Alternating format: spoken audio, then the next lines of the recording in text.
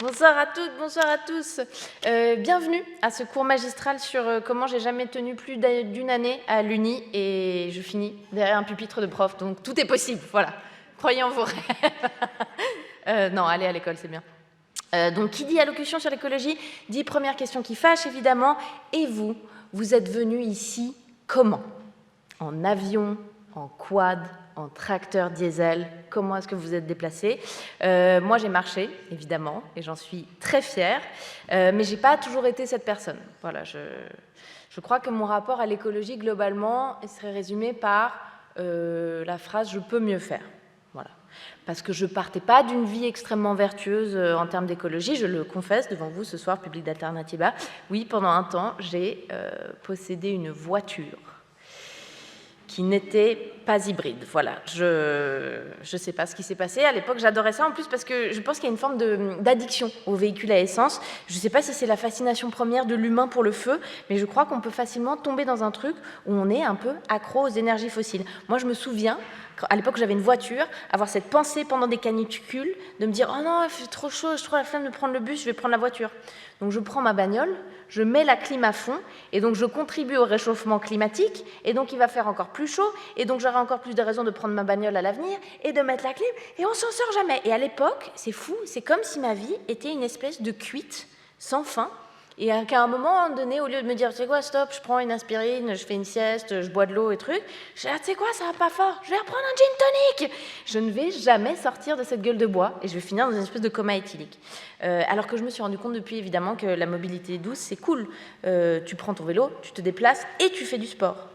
Parce qu'il faut se rendre compte qu'à une époque, moi, je conduisais et j'avais un abonnement dans une salle de sport, dans un fitness, où j'allais poser mes fesses 1 heure par jour sur un vélo qui ne bougeait pas, voilà. Et parfois, pendant que je faisais du vélo sur place, je regardais ma montre et je me disais « Oh, dis donc, je ne peux pas rester trop longtemps, il faut que je parte pour un rendez-vous. » Et j'y allais en bagnole. Alors que vous savez ce qui existe? Des vélos qui bougent. Manifestement, je n'étais pas au courant à l'époque. Mieux, évidemment, la strate au-dessus, c'est les vélos cargo qui bougent. Qui, dans la salle, par applaudissement, a un vélo cargo, s'il vous plaît? Il n'y en a pas? Si. Mais bien sûr qu'il y en a, arrêté, on est entre nous, là, entre babos, prof de géo, évidemment qu'il y a des vélos cargo, arrêtez, évidemment. C'est super, je vous adore, bande de sales hippies. C'est super, non, c'est hyper bien les vélos cargo. Tu peux mettre tes courses, tu peux mettre ton chien, tu peux mettre tes gosses, et même si tu n'as pas de gosses, et par exemple tu as le projet d'enlever un enfant, et ben ça passe mieux en vélo cargo, ça fait moins repérer. Et avec les camionnettes blanches, c'est spacieux, c'est discret. Non, le vélo c'est la vie parce que tu ne pollues pas, tu fais du sport, et la supériorité morale, mon ami.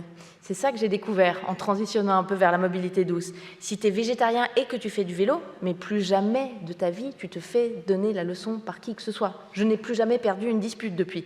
Moi, j'arrive aux réunions de famille, j'ai presque envie qu'on me lance sur les débats. Je dis « Ah ouais, tata, ça fait 6 mois que je te dois 200 balles peut-être, mais toi, tu roules en 4x4. Je suis sûre qu'en plus, tu tripes pas la lue, sale nazi. » Et voilà, ça me booste l'ego. Donc je le fais égoïstement, pas que pour la planète. Et puis surtout, tout le monde est fâché de conduire en ville. C'est une évidence. Tout le monde se plaint. Alors que, par exemple, quand je prends le bus, je peux faire tous les trucs que je n'ai pas le temps de faire le reste du temps, comme lire, méditer, dormir. Et ça, c'est quand même assez rare. C'est assez dingue. Dans les transports en commun, tu peux dormir entre ton point de départ et ton point d'arrivée. Et à part un kidnapping, il y a assez peu de modes de déplacement qui te permettent de faire ça. Et puis dormir au volant, il y a plein d'inconvénients, c'est plus stressant, etc. Tu peux rayer ta bagnole, voilà. Et donc on est à Genève, on ne peut pas parler de voiture sans parler de bouchons, bien évidemment, qui te mettent devant cette question métaphysique sur laquelle tous les grands philosophes se sont déjà penchés, à savoir, vaut-il mieux faire du 13 à l'heure pendant 40 minutes ou laisser les bagnoles devant toi avancer un bout et t'éclater avec une petite pointe à 37 km/h, tu vois, d'un coup. Au risque, évidemment, qu'un vicieux en profite pour te doubler. Et puis enfin, arriver, évidemment, il faut encore se garer, ce qui, à Genève, te coûte à peu près le prix d'un 4 pièces, voilà. Tu laisses ta bagnole 2 jours de trop sur des places bleues, tu rachètes une bagnole, hein. Il y a un moment donné, c'est quand même un meilleur investissement. Mais tout ça pour dire, je suis une conductrice repentie. Voilà, j'ai péché, mais je savais que je pouvais faire mieux, et je crois que je fais déjà un petit peu mieux. Pareil sur l'alimentation. Voilà. Et l'alimentation, chez moi, l'idée de réduire la consommation de produits animaux, c'est passé par une perspective totalement égoïste. C'est-à-dire que pour moi, la question de manger ou non des animaux, elle est aussi passée par un prisme hédoniste, mon bien-être. Et c'est peut-être pas le bon moteur, mais en tout cas, c'était le mien. Parce qu'en vrai, manger des noix, des flocons d'avoine, des haricots, des petits pois locaux bien préparés, et ben le lendemain, tu te sens bien, en fait. Je ne savais pas ça, moi, à l'époque. T'as bonne mine, en fait, tu crois en ton avenir. Tu fais ça une semaine, t'as le ventre plat, tu comprends rien, t'es là, ouais, mais en fait, ça existe, cette histoire de fibres, parce que j'avais pas... Et tu as une énergie nouvelle pour la vie, tu vois, tu as envie de te réconcilier avec ton oncle, de payer tes impôts en avance, de faire une salutation au soleil et à ta voisine, même si elle t'emmerde, tout va mieux. Et puis un jour, tu pêches, tu vas te taper une entrecôte en sauce, parce que tu n'as pas de morale et que tu es faible. Et non seulement ça ne va pas pour la planète, mais surtout, on ne va pas faire semblant qu'on digère comme quand on avait 15 ans. Parce que moi, je me rappelle qui j'étais à 15 ans. Pour moi, le coca, c'était un fruit, les kebabs, c'était un accompagnement, tout allait bien, tu vois, je ne voyais pas de problème. Mais en vrai, passer 30 ans, manger des viandes en sauce, on sait ce que ça te fait. Bah, tu passes la nuit à suer du cadavre, en fait. Tu fais des cauchemars où genre, je sais pas pourquoi, Micheline Calmiret, c'est ton chauffeur de tram, et tu lui dois de l'argent, et elle t'amène à ton ancien cycle, et tu sais pas pourquoi, pour la payer, tu finis par enlever du scotch que tu avais sur ton pull, tu lui files, et ensuite tu arrives au cycle, et on te dit que tu dois tout refaire, parce que tu as foiré les maths. Et tu es là, mais j'ai 37 ans, je m'en fous de finir le cycle. En plus, j'ai une bonne situation, maintenant j'ai un vélo cargo, je suis prof de géo, etc. Et ils sont là, non, c'est le règlement. Et toi, tu finis par acquiescer, comme une grosse victime. Tu dis, bon, si c'est le règlement. Et donc, dans ton rêve, tu t'assieds à ton petit bureau, tu te mets à faire des maths. Alors que putain, les rêves, on pourrait faire des trucs hyper fun, on fait ce qu'on veut dans les rêves. On pourrait voler, on pourrait rencontrer Rihanna, on pourrait voler avec Rihanna, main dans la main.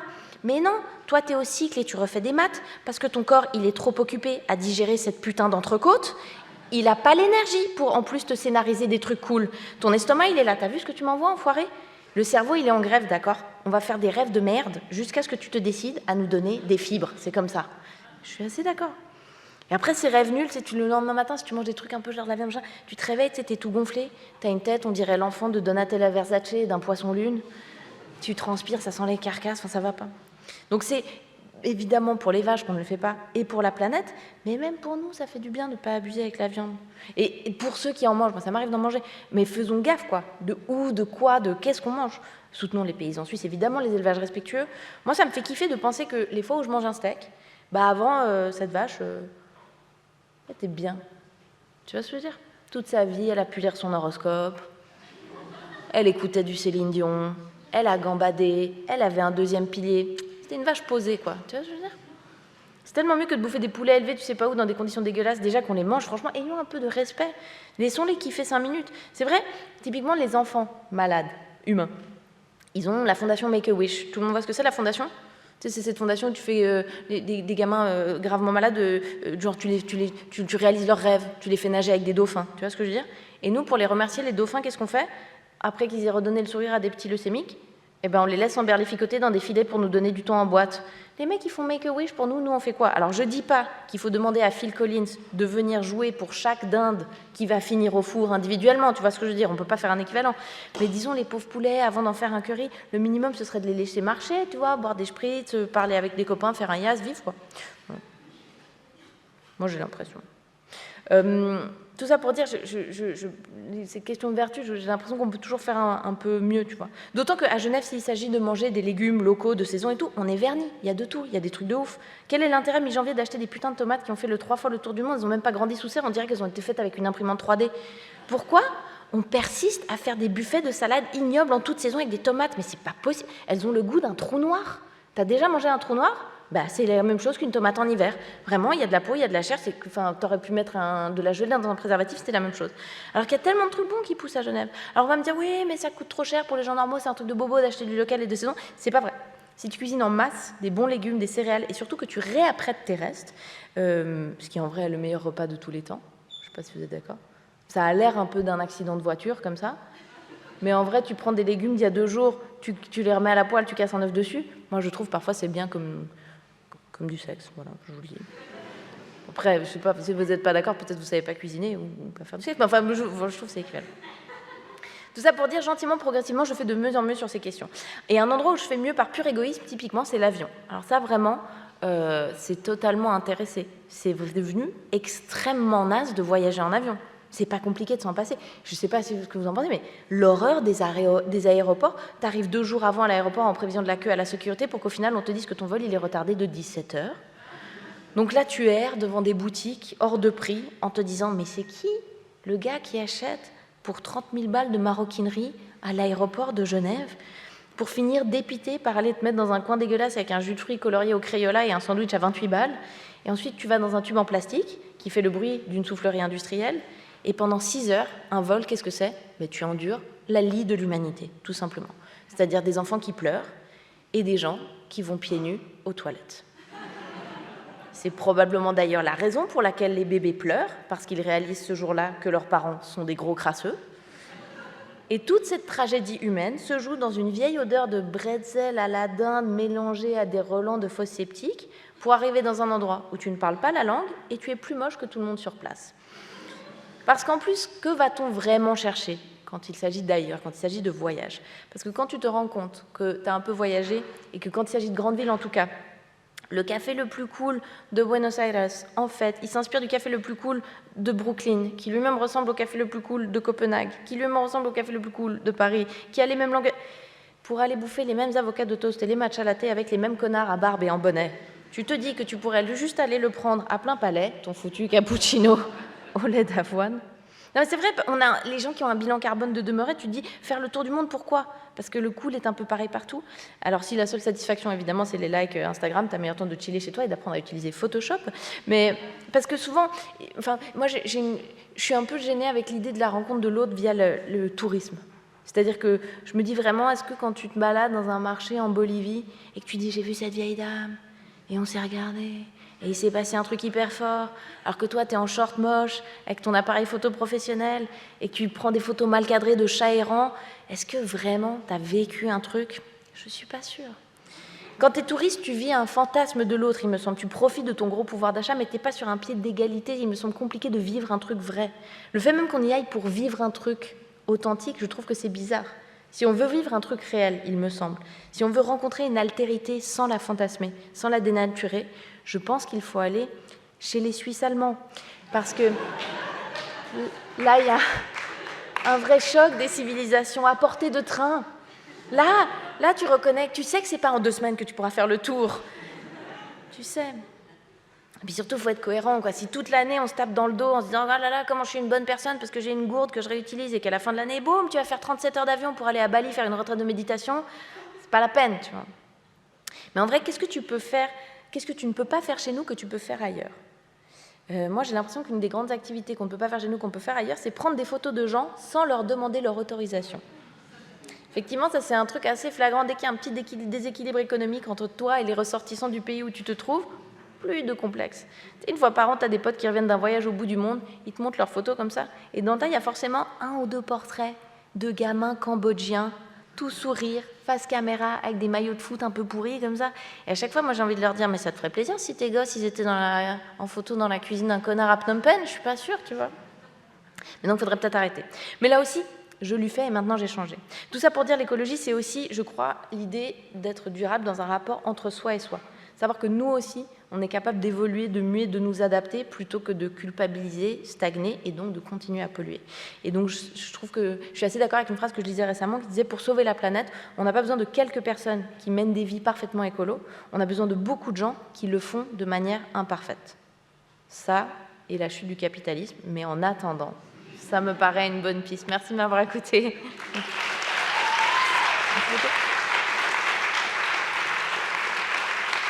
Et maintenant, on va passer à la table ronde.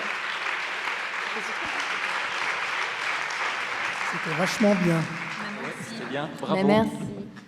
Il y a juste l'éclairage qui était un petit peu Ouais, on n'est pas amélioré, je dirais. On n'est pas dans un cabaret de tous les glamours, mais à la fois, est-ce que c'est pas l'écologie, ça aussi ? Se regarder en face, en pleine lumière. Oui, crûment. Exactement. Faire rire pour sensibiliser, comment l'humour peut mettre un pied dans l'engagement. Lors d'une précédente édition d'Alternativa, il y avait eu un collectif qui avait monté un stand à la Yes Man, je ne sais pas si vous voyez ce que c'est, Oui. et il proposait, c'était assez original, de racler la glace dans les frigos et de l'envoyer au glacier du Rhône pour le remplumer. Et donc, il y a des gens qui sont tombés dans le panneau, ils ont failli se faire lyncher à un moment. Il y a des gens qui ont dit « mais c'est du greenwashing, ça va pas du tout ». Donc, ils avaient frappé juste, ils avaient réussi leur coup. Donc oui, l'humour peut être une entrée pour sensibiliser. Est-ce un bon moyen ? Tout se prête-t-il au rire ? Il y a des limites, des sujets qui ne s'y prêtent pas. Alors pour en parler ce soir, nous avons avec nous 3 intervenants. Donc Marina Rollman, qui, voilà, on ne la présente plus, humoriste, comédienne, réalisatrice. Stéphane Babet, qui est le rédacteur en chef du satirique roman Vigous. Et Patrick Chapat, dessinateur de presse au Temps, à la NZZ, au Canard enchaîné, j'en oublie sûrement, qui est aussi sorti de sa zone de confort récemment via un spectacle. Je crois que ça tournait aussi sur l'écran. Donc je me tourne peut-être vers Stéphane pour, quand on a un peu préparé la chose. Il me disait qu'il avait trouvé très efficace un sketch sur le végétarisme ou le véganisme, je ne me rappelle plus, de Marina Rollman, et que ça avait été plus efficace que tous les discours antispécistes ou peut-être culpabilisateurs, comme vous l'évoquiez tout à l'heure. Donc, oui, quand on m'a présenté le thème du débat, en fait, moi j'ai immédiatement pensé à quelque chose, et c'est un souvenir d'il y a quelques années, et c'est en lien avec Marina. Alors je ne fais pas exprès, hein, mais c'est vraiment la première chose à laquelle j'ai pensé. C'était l'époque où il y avait le collectif antispéciste en Romandie qui commençait à faire parler de lui. Ils ont notamment... ils faisaient quoi ? Ils caillassaient des vitrines de bouchers. Et puis le résultat a été une levée de boucliers assez générale, et puis quelque chose de totalement contre-productif pour la cause antispéciste, avec pour résultat que ce collectif a un peu disparu de la circulation, hein, on n'entend plus parler d'eux, la passionnariat de la cause a disparu dans un refuge pour animaux, et là, elle ne fait plus d'apparition publique. Et puis, moi, j'ai toujours... Enfin, ça fait longtemps que je suis persuadé de l'intérêt de manger moins de viande d'un point de vue écologique. Et je me suis dit, au moment où ce collectif est apparu, mais bon sang, ils sont en train ils vont braquer l'entier de la population contre cette idée. C'est une catastrophe. Et à ce moment-là, je suis allé voir le spectacle de Marina à Bouligny. C'était donc il y a, je sais pas, 4-5 ans. Et puis, Marina fait un sketch où elle parle justement de ça, l'idée de manger moins de viande. Alors, je ne vais pas vous faire le sketch, j'ai des souvenirs vagues, mais je me rappelle qu'elle sort tous les arguments. Pourquoi il faudrait manger moins de viande, qu'est-ce que ça apporte et tout, comme elle l'a fait un petit peu avant. Et puis, elle en conclut, mais non, à la fin du monde, on sera là en train de se dire « Ah ouais, mais quand même, il était bon ce steak ». Voilà, quelque chose comme ça, hein, je résume, mais c'était ça l'idée. Et je m'étais dit... mais c'est fou. Avec ce sketch, qui a évidemment fait énormément rire la salle, elle fait beaucoup plus pour la cause que tout ce qu'a fait ce collectif antispéciste, parce qu'elle fait réfléchir de la même façon, elle interroge exactement la même chose. Par contre, elle ne braque pas les spectateurs, elle va pas... au contraire, elle se met en scène, il y a beaucoup d'autodérision, et puis elle prend un peu cette position qu'on a tous, quoi, il y a des efforts à faire, ils sont difficiles, et elle en rit, mais le message, il est passé. Le message, c'est quand même pas si con de manger moins de viande, il y a quand même un vrai intérêt à le faire. Et ça m'avait frappé, voilà, à l'époque, l'efficacité de ce sketch de 5 minutes par rapport à du militantisme, à mon avis, qui était vraiment... qui prenait une mauvaise cible. Alors, je pense qu'à part ça, les antispécistes ont quand même fait des adeptes, je pense, plutôt chez des jeunes, mais le sketch de Marina, par contre, était à même de toucher tout le monde, y compris des personnes plus âgées, plus difficiles, à qui il est plus difficile de faire changer d'avis. Mais c'est sûr que, voilà, moi, je repense souvent à ce sketch quand je me pose des questions sur ces questions-là. Voilà.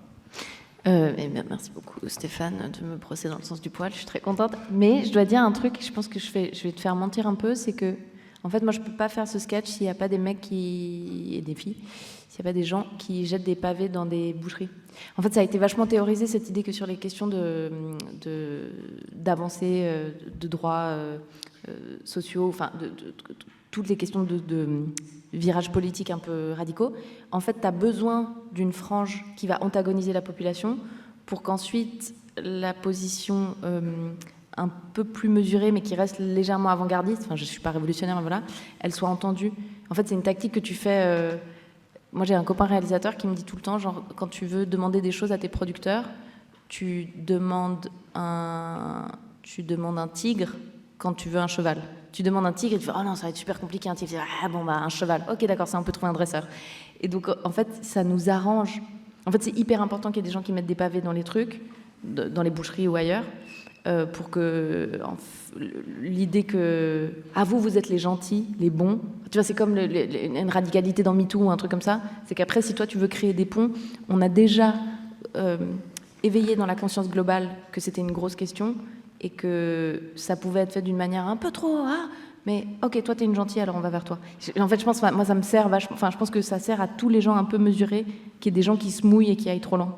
En fait, sinon, si c'était moi le plus avant-gardiste, moi je serais pas entendue et tu vois, ce serait le cran encore avant moi qui serait écouté, qui serait encore moins radical.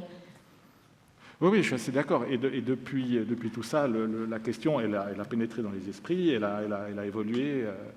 Non, t'as raison, bien sûr. Mais je sais pas, moi, je me pose la question, en fait. Ça voudrait dire que, enfin, c'est une théorie qui tient. On se dirait qu'il y a le canal historique, puis il y a le canal humoristique, et qui se complètent l'un l'autre.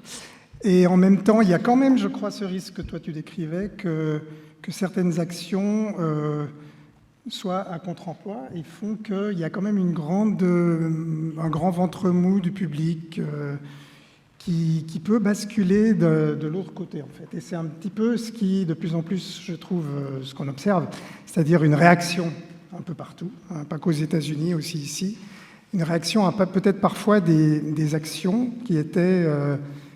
qui était très activiste et qui prenait vraiment un petit peu les gens à rebrousse-poil.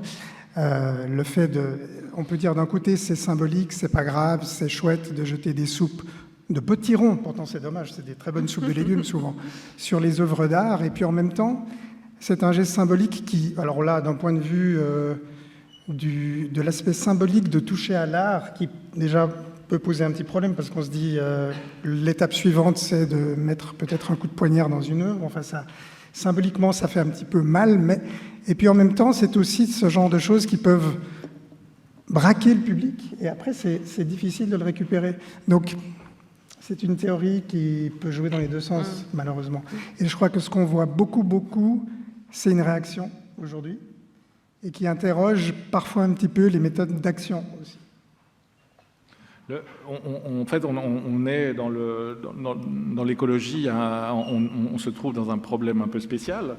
Hein, je pense, c'est qu'il y a des problèmes graves, il y a un enjeu existentiel, mais on sait que l'affronter trop frontalement a tendance à paralyser les gens. Si on fait que les culpabiliser, dire on va tous mourir et tout, il y a une bonne partie de la population qui n'arrivera plus à se mobiliser.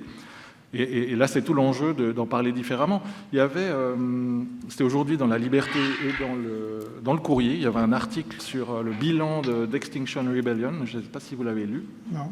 C'était assez intéressant et ça rejoint un peu ce qu'on disait là.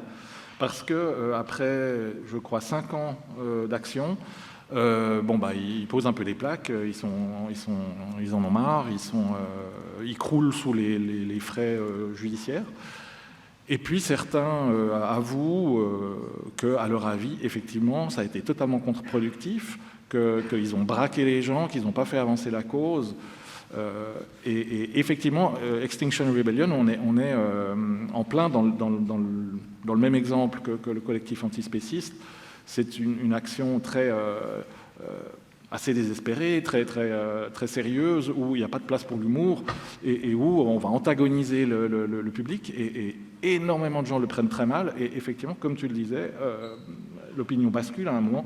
Et Et c'est particulièrement présent dans la lutte écologique. C'est vraiment un vrai problème de cette lutte, quoi, quand elle est trop sérieuse, les gens ne veulent plus entendre le message. Il y a beaucoup de gens qui ne veulent plus entendre le message. Mais c'est hyper difficile, si tu prends vraiment conscience des enjeux écologiques réels, de ne pas péter les plombs.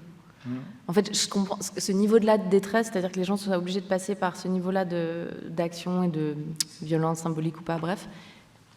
Moi, effectivement, la raison pour laquelle je dors la nuit, c'est que j'ai des œillères, mais comme ça, en peau de saucisson vegan. Enfin, je choisis de m'en foutre un peu. Enfin, pas de m'en foutre, mais je veux dire, je choisis de dormir. Mais en vrai, de vrai, si on... acidification des océans, méga bassines, sol et tout, en vrai, on ne dormirait plus. Et je crois que c'est juste des gens qui ont ouvert cette porte-là. C'est très difficile à refermer. Et je comprends qu'il y a un truc, à un moment donné, de panique. Enfin, vraiment, la maison brûle. Ouais. J'entends que ce soit difficile, notre truc.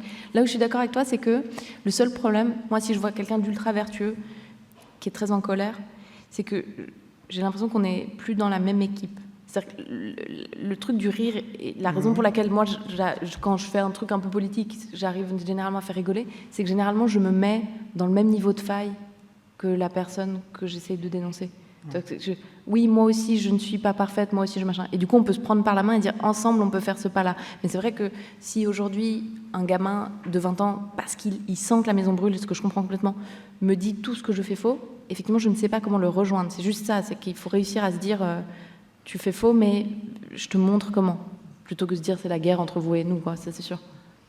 Mais dans le cas de l'article sur XR, puis ça m'a frappé pour la grève du climat, où les gens étaient très jeunes, c'est que ce qui démoralise les gens, il y a un texte très émouvant de Julia Steinberger, la climatologue qui fait beaucoup d'interventions devant les classes, c'est que comme rien ne bouge, il y a un sentiment plutôt d'impuissance et de démoralisation, et c'est ça qui sape le moral de ces jeunes qui ont un rapport à la temporalité peut-être un peu différent, enfin ils sont plus dans l'urgence, à juste titre d'ailleurs. Et c'est plus ça que les excès qui expliquent l'essoufflement de ce mouvement, parce que quand on voit ce qui se vote à Berne, il y a de quoi être démoralisé. Ouais. C'est le manque de perspective et de déboucher de ces actions qui ne débouchent pas sur quelque chose de concret alors qu'il y a urgence, qui explique le côté un peu, le blocage de ces mouvements. Ouais, évidemment, c'est désespérant. C'est tout le problème de passer au-dessus de ça, de garder une certaine distance et de viser l'efficacité dans le message, quoi. Et je pense que pour être efficace, il faut essayer de moins angoisser les gens. Ce que tu disais était intéressant sur le fait de ne pas être parfait. Jusqu'à encore, il y a une année, je pense, il y avait vraiment ce message politique, je pense, défendu par les Verts et surtout par tous les autres partis qui en profitaient pour culpabiliser, pour dénoncer les Verts quand ils prenaient l'avion. Mais il y avait ce côté, voilà, il faut être parfait, il faut tout faire juste, sinon on est nul. Alors il n'y a que les Verts qui sont soumis à ça, dans les autres partis, ils font ce qu'ils veulent, quoi. Et ils ont enfin compris qu'en fait, il fallait dénoncer ce truc, et depuis une année, ils communiquent là-dessus, puis ils disent très intelligemment, n'importe quelle petite action a sa valeur, chacun fait à son niveau, il ne faut pas culpabiliser. C'est très intelligent, c'est beaucoup plus efficace. Et je pense qu'il faut aller vers plus de choses comme ça, plus de messages comme ça, qui sont de ne pas culpabiliser les gens, parce que ça ne sert à rien. Ça les bloque, ça les paralyse. Et puis personne n'aime qu'on nous fasse la morale, quoi. Avec humour, oui, mais autrement, en fait, c'est pas efficace. Mais surtout, quand on est terrorisé, on est tétanisé, donc on n'avance pas.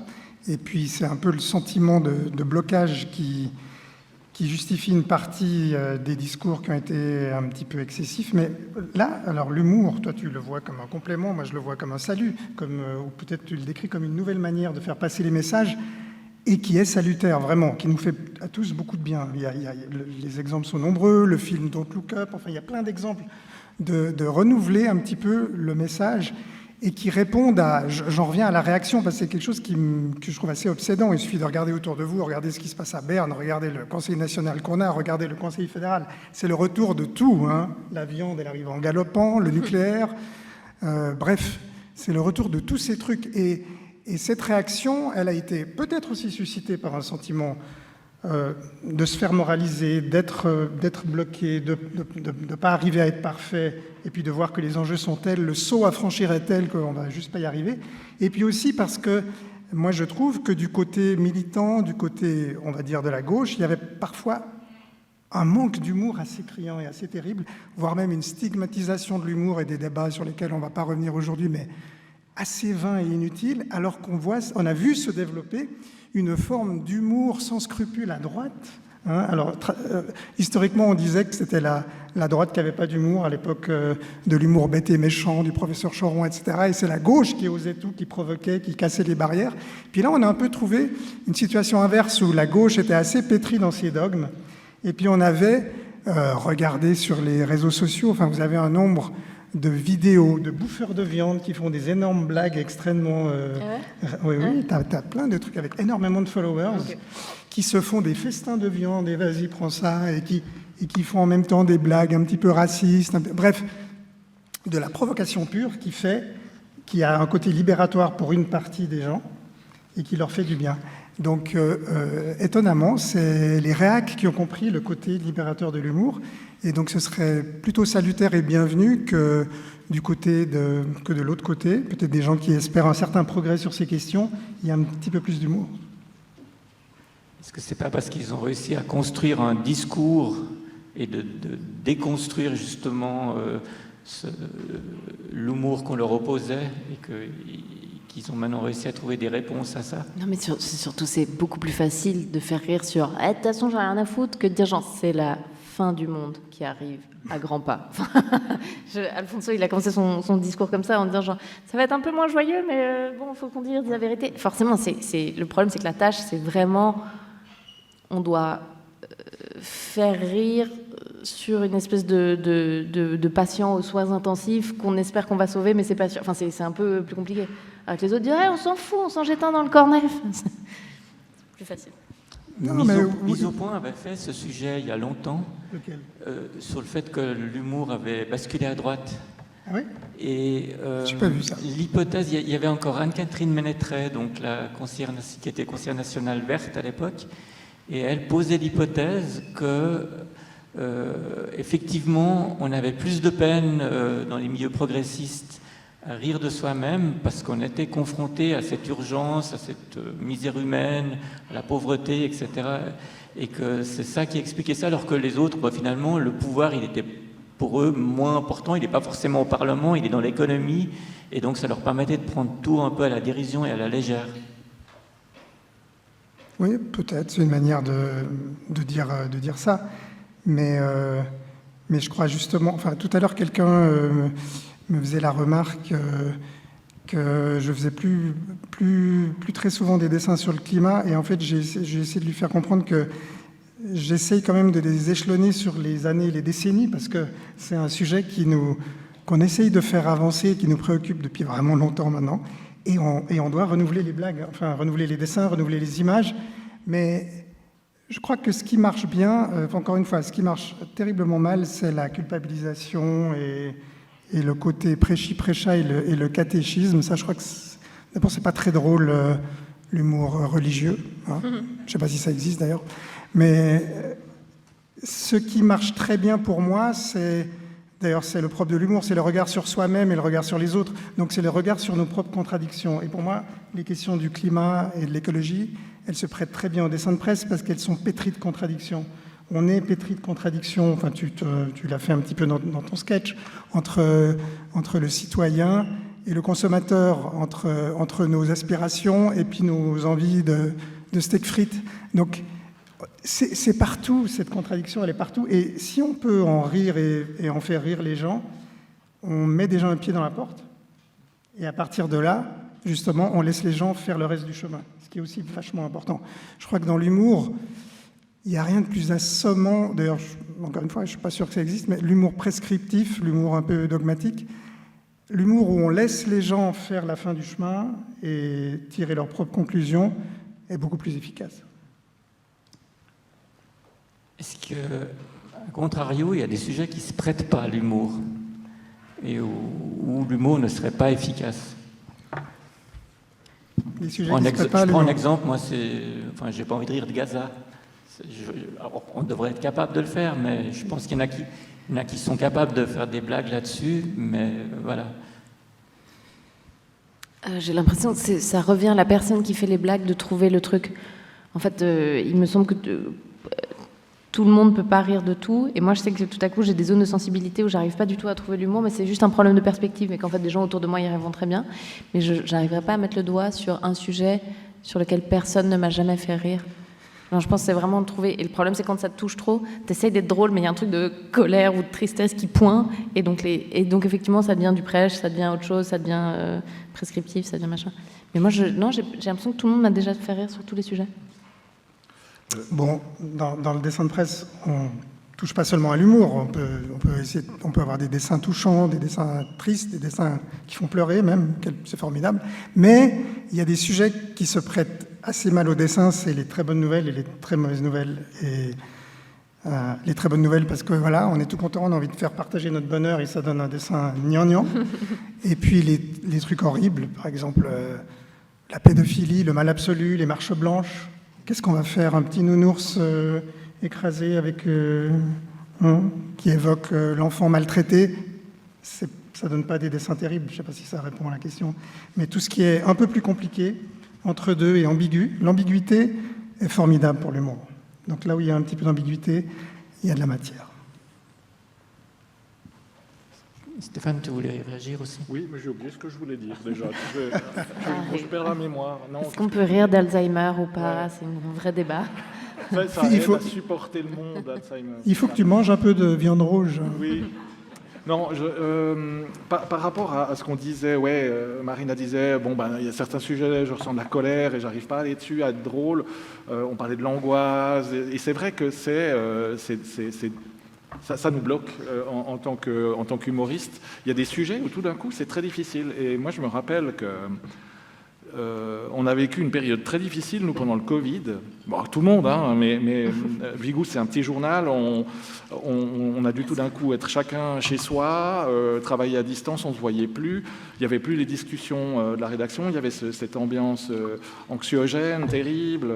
Et puis, petit à petit, on a commencé à perdre la distance avec le sujet du Covid lui-même, mais pas seulement, avec beaucoup de sujets, on a commencé à perdre la distance, à être vraiment trop touché, à être trop à vif, et les lecteurs ont commencé à nous écrire en masse pour nous dire « Attention, quoi, vous êtes là pour nous aider à supporter ce monde de merde. Si vous commencez à perdre votre distance, mais où est-ce qu'on va, quoi ?»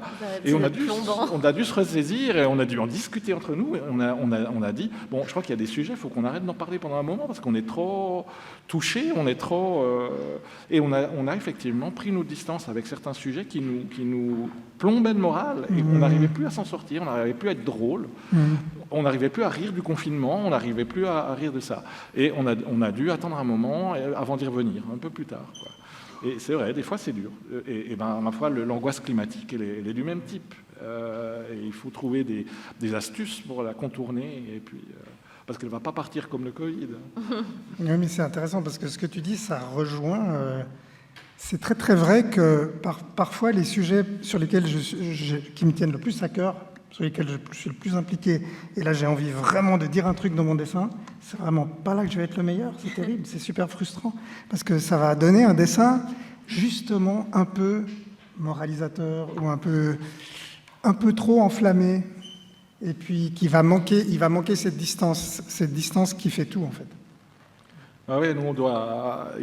Moi j'ai mes sujets qui me rendent fou, je vois que quand je perds la distance, je dis bon, c'est peut-être pas moi qui vais faire l'édito sur ce sujet, je donne à quelqu'un d'autre qui est beaucoup moins touché, qui s'en fout, puis qui va faire un truc complètement décalé.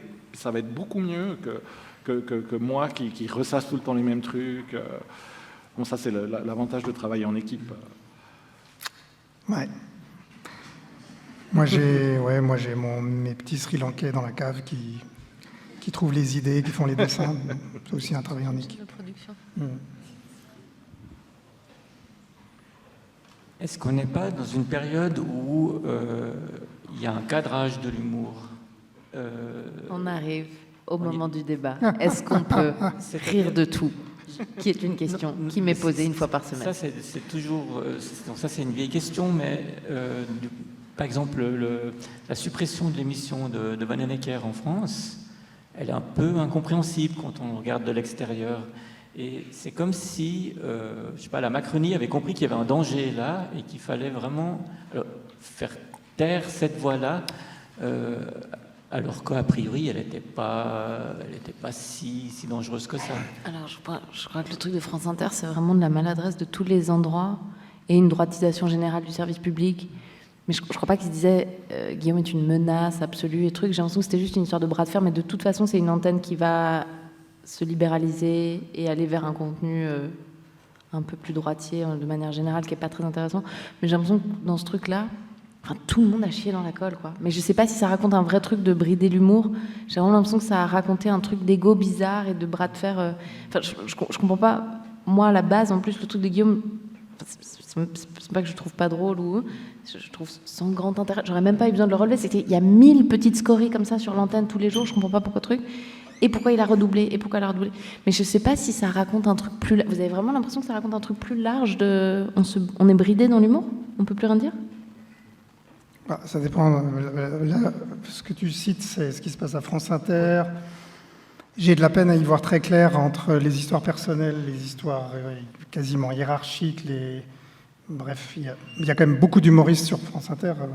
Qui disent un peu tout et n'importe quoi. Qui disent énormément de trucs, ouais. Dont beaucoup de trucs pas drôles et des trucs drôles. Enfin, il y a un énorme vivier, il y a beaucoup de choses qui se disent.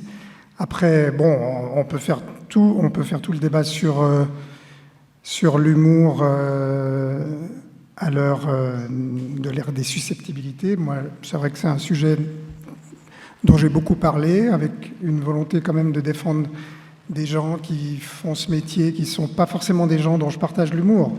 C'est ça qui est quand même important. Mais il y a eu Claudinga Barbet, autant qui a vécu un moment assez difficile quand même, et qui a fini par abandonner la chronique qu'elle avait. Il y a, oui, de plus en plus, et ça, faut quand même le reconnaître, une volonté de prendre l'humour un petit peu trop au sérieux, en fait, et de vouloir dénoncer tel ou tel propos offensant, etc., et d'oublier que voilà, l'humour, c'est aussi un frottement, c'est aussi jouer un petit peu sur la ligne. L'humour, c'est pas, pour moi en tout cas, et encore une fois, l'humour n'est qu'une des gammes du dessin de presse, mais c'est pas prêcher un catéchisme, c'est aussi un outil du doute, et donc un humour qui est un petit peu sur le fil, qui peut être plus ou moins... Enfin, ce qu'on regarde de moins en moins aussi aujourd'hui, je trouve, c'est qui parle, quel est le contexte et qu'est-ce qu'on veut dire dans le fond, et d'aller jusqu'au bout. Il y a même la notion de deuxième degré qui est de plus en plus dure à expliquer. Quand je vois les polémiques que suscitent certains dessins de Charlie Hebdo, qui sont maintenant vus dans le monde entier, puis qui suscitent toutes les 2 semaines une polémique infinie. Par exemple, le petit Aylan sur la plage, le petit enfant syrien qui avait été... Voilà. Alors, ils font un dessin qui est dénoncé comme méchant, raciste, etc. Et là, c'est un petit peu la métaphore du sage qui monte la lune et de l'idiot qui regarde le doigt. Parce qu'on ne regarde même plus... Mais que veut dire ce dessin? Qu'est-ce qui signifie? Qui est l'émetteur de ce dessin? C'est pas l'hebdomadaire Minute. Et qu'est-ce qu'il veut nous dire? Il utilise le cynisme et le deuxième degré, qui sont peut-être des choses de moins en moins compréhensibles aujourd'hui. On est quand même beaucoup dans une ère de premier degré et de susceptibilité immédiate et de réaction épidermique. Et donc là, oui, je pense que l'humour est au milieu de tout ça, de plus en plus... Enfin, le chemin est de plus en plus étroit pour l'humour. Mais moi, j'ai l'impression que ce qui a beaucoup changé surtout, c'est qu'il y a plus de gens issus de communautés qui n'avaient pas voix au chapitre avant, qui peuvent s'exprimer. Donc ça veut juste dire que maintenant, on fait de l'humour dans un truc, on n'est pas dans une caisse de résonance avec que des gens qui sont d'accord avec nous. C'est que le fait que ce soit distribué sur les réseaux sociaux et qu'aujourd'hui, les femmes, les personnes racisées, les personnes LGBTQIA et tout, ont moins honte ou plus la possibilité de venir monter au créneau et de brailler qu'elle l'avait il y a 40 ans, fait que tout à coup, c'est peut-être aussi ça, c'est qu'en fait, un humour qui froissait, mais qui froissait dans le vide, parce que personne ne criait sur sa télé, ou qu'on n'avait pas le droit de l'exprimer en public, tout à coup, là, les gens concernés disent « Alors oui, là, vraiment, ça fait 40 ans qu'en fait, c'est chiant, donc on arrête. » C'est ça aussi, j'ai l'impression, parce qu'en fait, au final, j'ai l'impression qu'on peut continuer à tout dire et que ça va peut-être changer de canal et trucs. C'est juste que là, il faut accepter qu'il y a un retour des gens sur lesquels on s'exprime, que je pense qu'on n'a pas eu pendant très longtemps, au moins, quoi.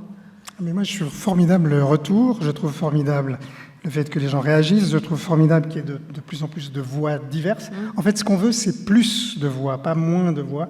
Et la seule chose qui me dérange, et encore une fois, il s'est rarement agi de moi, mais plutôt d'autres gens qui étaient pris à partie, c'est de vouloir faire taire des voix, justement. C'est au nom d'un sentiment d'offense, etc., de demander la censure, le retrait des contenus, et ça, on l'a quand même vu pas mal. Il y a eu des chasses aux sorcières, un petit peu, des procès en hérésie.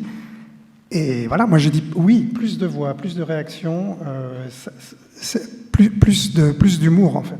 Mais je me dis que c'est un test aussi, je sais pas comment dire, c'est que genre tout à coup il y a plein de gens qui se retrouvent avec une grosse moto, on l'avait pas avant et que on va un peu vite. Mais tu vois, je pense que c'est aussi un truc de balancier. J'ai l'impression qu'il y aura aussi un moment donné où on se sera rendu compte que une fois, 2 fois, 1000 fois, on aura repris des gens comme un chien de troupeau. Enfin, on mord un peu au jarret ce truc. Mais j'ai l'impression que ça va pas aller en... Moi, je trouve que tu es optimiste parce que je crois que le balancier, il est réactionnaire aujourd'hui. Et je crois que les disputes dont on parle, les quelques cas qui ont eu lieu, c'est des mini-disputes dans des verres d'eau entre des gens, tous de gauche en plus, qui se bouffent les uns les autres, alors que les vrais réacs en face rigolent d'autant plus. Les vrais racistes et eux libèrent un humour qui, lui, est du coup, qui est un humour qui n'est pas innocent en fait. Qui est un humour réactionnaire, donc qui vise à faire reculer, en fait, sur tous ces sujets. Parce qu'il y a 2 choses. Il y a, comme tu disais, Marina, il y a le fait qu'il y a des populations qui avant ne s'exprimaient pas et maintenant réagissent. Ça, c'est une chose. Mais il y a un deuxième aspect à tout ça. C'est sur Internet, c'est la décontextualisation, souvent, des choses qui font que les gens réagissent sans comprendre l'émetteur, sans comprendre l'intention. Et c'est 2 choses différentes, je pense. Et souvent, les grandes polémiques, elles sont instrumentalisées et elles naissent de contextes qui sont inconnus. Et puis, c'est évidemment fait à dessein, hein, très souvent. Et comme tu disais, longtemps, l'humour a été l'apanage plutôt de la gauche, dans les années 70, Harakiri, tout ça. Et puis, est arrivé un moment où la droite a compris, enfin, le capitalisme a compris ce qu'on pouvait faire de l'humour. Et aujourd'hui, on a des machines de guerre comme Hanouna sur C8 qui utilisent l'humour de façon comme instrument d'oppression et de validation du pouvoir et de l'argent, qui sont absolument terrifiants, quoi. Et là, il y a une négation de tout l'humour que nous on fait, quoi. C'est vraiment exactement l'inverse. C'est un humour qui abaisse, c'est un humour qui se moque de la différence, qui est exactement tout ce qu'on devrait éviter. Mais ça marche à fond. C'est un succès fou. Et là, il n'y a personne qui se plaint, hein, assez bizarrement. Il n'y a plus d'antenne quand même à la fin de l'année. Ouais. Et puis, ils possèdent combien de chaînes, Bolloré? Ça va changer. Non, bien sûr. Mais disons, il y a des gens qui Ils vont changer de chaîne, et puis voilà, ça va continuer. Mais après, ouais. Ça revient au même que ce truc d'antagoniser ceux qui font bien l'écologie de ceux qui la font mal. Je pense qu'on a aussi vachement antagonisé un certain public de Hanouna en lui disant qu'au fond, les trucs qui sont sortis récemment sur Mélenchon, qui a en gros dit, nous, ce qui nous intéresse, c'est... Je ne sais pas pourquoi on parle de politique française, pardon, c'était pas du tout le but. Mais disons, ce qui nous intéresse, nous, c'est la banlieue et les jeunes. Et du coup, les ruraux, c'est des péquenots, on va les laisser au RN. En fait, c'est un peu ça aussi qu'on fait, c'est de dire de quoi on peut rire ensemble et à quel endroit est-ce qu'on dit, genre, mais vous êtes déjà perdu pour la cause et ta. Et mais je pense que tu as raison, oui. En fait, il y a des lignes de fracture assez étranges de la gauche avec la gauche, puis la droite. Ça devient un peu compliqué, effectivement, de se dire, c'est quoi au lieu de peut-être se poser la question, est-ce qu'on peut rire de tout? Est-ce qu'on peut rire ensemble? Quel endroit on peut vraiment se marrer? Et ça, c'est vrai que, effectivement, ça, je trouve que ça devient un truc un peu épineux. Mais toi, tu parles des réseaux sociaux qui sont un élément de levier très fort dans tout ça, face auquel même les médias traditionnels sont en fait en position d'intimidation totale. Et donc, on a vu ça dans les différentes chasses aux sorcières, campagnes shitstorm, etc. Ça aboutit à des licenciements, ça aboutit à des censures. Moi, j'ai fait un dessin il y a 2 ans sur la Cour suprême américaine qui supprime le droit fédéral à l'avortement, et j'ai fait un dessin qui me semblait très basique et très simple. J'ai dessiné la Cour suprême américaine et c'était que des talibans et des mollahs. Voilà. Talibans ou mollahs ou les deux, pour moi le dessin marche tout aussi bien. Et puis tout d'un coup c'est parti sur mon compte Twitter en anglais, parce que j'en ai un en français et un en anglais. Alors étonnamment en anglais, donc ça veut dire qu'il y a un effet, il y a quelque chose qui se passe, il y a une mèche qui s'allume et ensuite ça prend.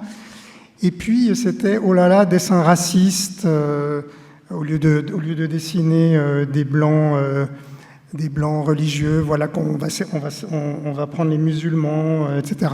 Et puis tout d'un coup j'étais raciste, pourri, enfin islamophobe. Et c'était assez... Bon, c'est une de ces tempêtes sur les réseaux sociaux. Ça dure en moyenne 1 semaine, ce qui est relativement long. On a un sentiment de se prendre une volée de bois vert de partout. Les 2-3 personnes qui essayent de dire « Non mais attendez, vous n'avez pas compris le dessin », ils s'en prennent plein la figure. Donc les gens préfèrent quand même regarder leurs chaussures. Donc quand on est au centre d'un shitstorm, c'est une place assez solitaire, comme le centre de la cible est un endroit assez solitaire en général. Et alors, ça a duré 1 semaine, etc. Et ce qui est intéressant, c'est que quelques semaines après, j'ai écrit un article pour essayer d'analyser un shitstorm vu de l'intérieur, en fait. Et de comparer mon sentiment que j'ai eu, de m'en prendre plein la figure, avec simplement les métriques sous les tweets. Et si on prend, par exemple, les likes, c'est une approbation silencieuse. Les retweets avec commentaires et les commentaires, ils étaient à 99% négatifs. C'était vraiment ce fameux effet d'emballement. Et après, je me suis mis à calculer simplement les deux. Et ça, c'est donc les réactions.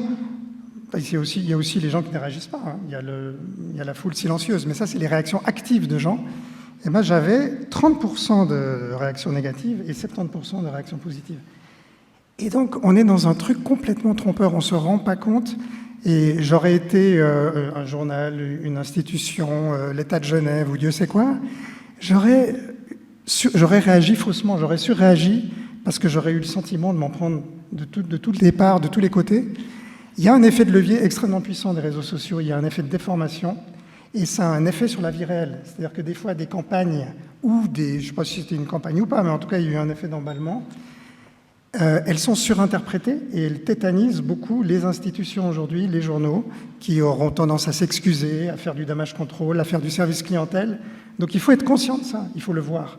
Cela dit, juste pour terminer là-dessus, moi j'ai fait ma petite métrique au niveau 0. Vous savez que X ou Twitter, il y a une arborescence qui fait que c'est et ça, j'ai pas la visibilité de ces chiffres-là. J'aurais bien aimé avoir un ingénieur Twitter qui m'aurait montré comment, à partir de là, on arrivait quand même à plus d'1 million de vues.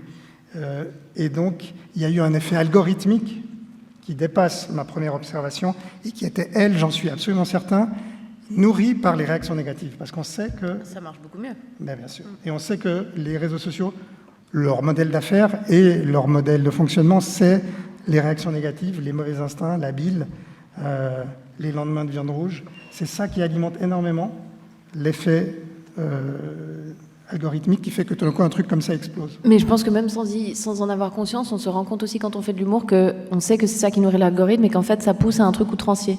Mais, de manière générale, le contenu qu'on sait à vocation Internet, on a tous, j'ai l'impression tous et toutes, pris un pli d'exagération. La manière dont on parle sur Internet, c'est... Ce burger et je pourrais tuer pour manger ce burger. Vous voyez ce que je veux dire, que ce soit dans l'approbation ou dans le négatif, je hais ce gars, j'ai envie de le casser en deux. Enfin, on a vraiment un truc de l'ordre du vocabulaire de l'hyperbole, et je pense que ça fait aussi partie de peut-être que parfois on traite des choses avec plus de légèreté en étant quand même un peu hyperbolique dans la manière dont on en parle qu'on l'aurait fait il y a 40 ans. C'est-à-dire que Internet a décomplexé un peu l'idée d'être outrancier pour rire. Et donc peut-être qu'en fait c'est le clash, c'est ça. C'est le clash, mais c'est aussi même pour rigoler juste un truc de l'ordre du vocabulaire, de l'extrême. Okay. Ma grand-mère ne dit pas à tout bout de champ que tout est genre ouf, incroyable, génial. Tu vois ce que je veux dire? Moi qui ai l'âge de ta grand-mère, je vois un peu ce que tu dis. Et c'est vrai que j'ai un peu de la peine à m'y faire dans un... Oui, une manière... C'est une manière de voir le monde. de Et du coup, s'exprimer. et du coup, quand tu as fait un truc, il est gravissime. Il faudrait que tu meurs. Mais peut-être qu'en fait, 2 jours après, je pense plus à ça. Ils veulent pas Ouais. qu'on meure. Ah, d'accord. Non, mais tu vois, moi, je Non, mais la différence, c'est quand même importante, parce qu'après, il y en moi, a qui sont vraiment morts, c'est pour ça que... Moi, j'ai la plus grande shitstorm dans laquelle j'ai été, c'est parce que j'avais fait une chronique sur les lévriers. Oui, en fait, je savais pas, mais il y a une race de lévriers particulière en Espagne qui sont très maltraités par des chasseurs et après qui sont battus, pendus à des arbres, etc. Et il y a des associations en France qui vont récupérer ces chiens-là, qui s'appellent des galgos, et qui les ramènent en France et tout. Dans toute la légèreté du monde, comme une banane. C'est inacceptable. Je fais un truc sur les lévriers parce que c'est des dinosaures. On va arrêter de... Voilà, je comprends pas ce qu'on fait avec ces animaux et que ça n'a pas d'angle et je comprends pas comment on les câline et bref. Et effectivement, j'ai eu des menaces de mort et des gens qui m'ont dit on va venir t'attendre à ton spectacle, me donner des dates et des heures, on va venir avec des chiens et tout, enfin, un truc un peu lunaire. Et en fait, j'ai juste éteint mon téléphone. Oui, mais cela dit, ok, il y a ça, alors c'est bien d'avoir traduit pour moi. Et il y a, alors je ne sais pas en tant que femme, s'il y a aussi cet aspect-là, franchement, il y a une couche de plus pour, par exemple, les dessinatrices de presse. Il y a une consoeur qui s'appelle Anne Telnès aux États-Unis qui en parle très bien. Il y aura bientôt un documentaire sur elle. Récemment, on avait Rachita Taneja d'Inde, à qui la fondation Freedom Cartoonist, que je vous recommande, on a donné un prix récemment en mai dernier. Et elle nous parle des menaces, alors vraies et violentes, et directement adressées aux femmes, qui ajoutent une couche de plus à tout ce qu'on vient de dire sur la susceptibilité et les surréactions du public. On va passer la parole à la salle, si vous êtes d'accord, parce qu'on pourrait parler des heures. Donc, est-ce que quelqu'un a une blague? Si quelqu'un a une question, un conseil à demander sur comment lancer une action, je vois quelqu'un au fond. Non. Je suis très mal à l'aise avec les prises de parole en public, donc si tout le monde pouvait se retourner et regarder là-bas, ça serait vraiment On cool. regarde pas. Non, je voulais revenir en fait sur la lutte antispéciste, parce que c'est pas vraiment un collectif, c'est partout dans le monde des personnes donnent de leur temps pour essayer de changer les consciences. On a parlé de méthodes, les caillassages, à quel point c'était violent et que ça mettait l'opinion à dos. À ma connaissance, ça n'a jamais été fait dans le but de pointer du doigt les gens, mais plutôt une société qui exploite les individus en fonction de leur espèce. On donne de l'affection aux chiens et chats, et puis d'autres espèces comme les moutons, les cochons, sont d'autres espèces à qui on va leur réserver un sort où on va les tuer. Il y a l'exemple des suffragettes, qui sont aussi des personnes qui, pour faire valoir leurs droits, ont fait de la destruction matérielle. Il y a eu Malcolm X qui prévoyait de retourner la violence. Il y a eu les Black Panthers. Et on n'entend pas dire en fait que c'est des choses qui ont desservi cette cause. Il est très difficile de savoir avec le peu de recul qu'on a, est-ce que vraiment les caillassages auraient desservi ou pas. Mais je pense que c'est juste que c'est un groupe de personnes qui cherchent à montrer où se trouve réellement la violence. Et la vraie violence, elle se trouve derrière les abattoirs, dans ces boucheries où on a étalé ces cadavres. Donc j'entends beaucoup dire de la bouche de personnes qui consomment des animaux que ce n'est pas la bonne stratégie, mais je voudrais savoir quelle est la stratégie pour que ce soir des gens cessent leur consommation animalière. Alors je vais répondre parce que c'est moi qui ai amené la conversation là-dessus. Donc par rapport à cette stratégie, ce que j'ai dit, c'est que je pense que effectivement, ça a pu convaincre des gens plus jeunes. Alors, de toute façon, ça a fait parler de la cause qui était assez peu médiatisée à l'époque, donc ça a eu son utilité pour ça. Les gens, tout d'un, on peut dire que la majorité des gens ont soudain entendu parler de cette thématique qui leur échappait avant. Donc, il y a cette utilité-là qui est évidente. Par contre, après, est-ce que ça a convaincu beaucoup de gens de rejoindre le mouvement ? Alors, je pense que ça a convaincu des gens assez jeunes. Par contre, je pense qu'il y a eu une très forte opposition des gens plus âgés Or, moi, ici, ce qui m'intéresse, c'est, puisqu'on parle d'écologie, hein, c'est l'efficacité. Moi, je partage pas vos convictions antispécistes. Par contre, je suis convaincu que d'un point de vue écologique, il y a plein de bénéfices à manger moins de viande, voire à plus en manger du tout. Donc c'est plutôt moi ça qui m'intéresse. Et de ce point de vue-là, ce que je juge, c'est l'efficacité de la méthode. Or, si vous braquez énormément de la population, qui va du coup rejeter plutôt en bloc ce qui est dit, c'est pas très efficace. Alors, il y a une jeune génération qui va être sensible au message, mais le temps que cette génération arrive au pouvoir, puisse agir, puisse faire quelque chose, on est vraiment pris par le temps, quoi. Là, on doit agir vite. Il faut rapidement qu'on prenne des mesures, qu'on réduise l'empreinte carbone et tout. Qu'on mange moins de viande, ça serait bien, et de le faire rapidement. Et de ce point de vue-là, c'est ça que je jugeais moi, hein. De ce point de vue-là, du point de vue efficacité du message sur la masse de la population, eh ben, on peut constater que ce n'est pas super efficace. Je pense que ça a braqué énormément de gens qui ne veulent plus entendre parler de cette thématique. Après, on peut tout à fait discuter sur l'utilité du truc. Je pense que ça a été utile. Je pense qu'il y a plein de gens que ça a convaincu, mais les plus jeunes, vraiment une jeune génération, mais ça ne suffit pas, vu l'urgence.